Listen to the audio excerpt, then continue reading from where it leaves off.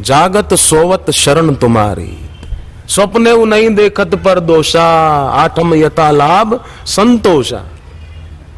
स्वप्ने में भी दोष न देखे, ईर्षा न करे, ये भगवान राम ने नवदा भक्ति में 8वीं भक्ति शबरी को बताई।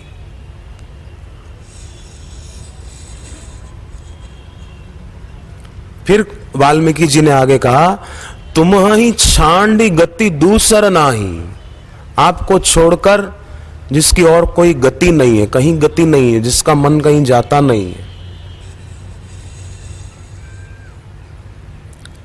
राम बसहु तिनके मन माही।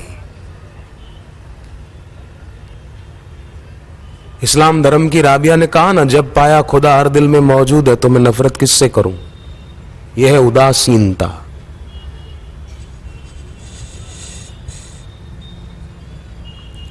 तो ऐसी उदासीनता अर्जुन को मिली श्री कृष्ण के सत्संग से।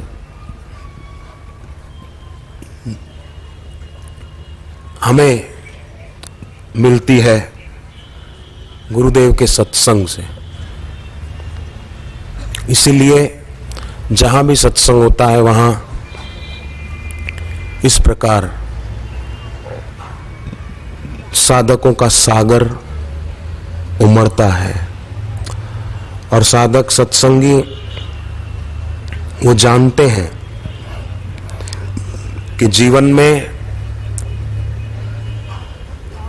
जैसे कोई व्यक्ति स्वतंत्र है, कोई सुरूप सुंदर मूर्ति बनाए या कुरूप मूर्ति बनाए, बढ़िया चित्र बनाए कि घटिया चित्र बनाए, ये व्यक्ति के हाथ में है।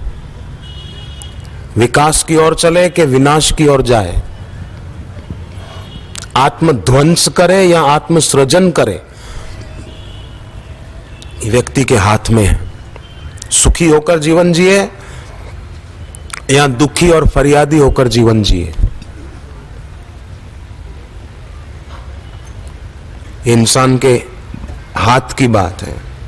चलते चलते कोई आदमी गिर जाए और फिर दोष दे कि धरती की जो गुरुत्वाकर्षणी शक्ति है उसने मेरे को गिरा दिया, तो ये बेवकूफी की बात है। धरती की कशिश किसी को गिराती नहीं है, आदमी गिरता है अपनी नासमझी से। ऐसे ही कोई किसी को दुखी नहीं करता, आदमी दुखी होता है अपनी नासमझी से। समझ शुद्ध नहीं है, इसलिए इसने मेरे को दुखी कर दिया, इसने मेरे को दुखी कर दिया। किसी ने दुखी नहीं किया है। धरती किसी को थोड़ी गिराती है, चलने की अक्कल नहीं है। गैस चूल्हा थोड़ी खाना बिगाड़ता है, बनाने की अक्कल नहीं है। इसलिए खाना सब्जी जल जाए या रोटी जल जाए, काले दाग पड़ जाए रोटी पर, ये बनाने वाले की असावधानी है। सत्संगी इस बात को जानते और कभी भी ये नहीं सोचते कि इसने मेरे को दुख दिया, इसने मेरे को दुख दिया। हकीकत में सच्ची बात है, मैंने इतने साल गुरु जी के चरणों में रहकर ये बात तो समझी है कि दुख दूसरा नहीं देता है, दुख दूसरे से सुख चाहने के कारण मिलता है। दूसरे से सुख चाहो ही मत तो दुख होएगा ही नहीं। जहां दूसरे से सुख चाहेंगे वहां दुख मिलेगा, और जहां दूसरे से सुख की चाह नहीं वहां दुख का प्रवेश नहीं है। आत्मन्येव आत्मना तुष्ट स्थिति प्रज्ञस्य दोच्यते।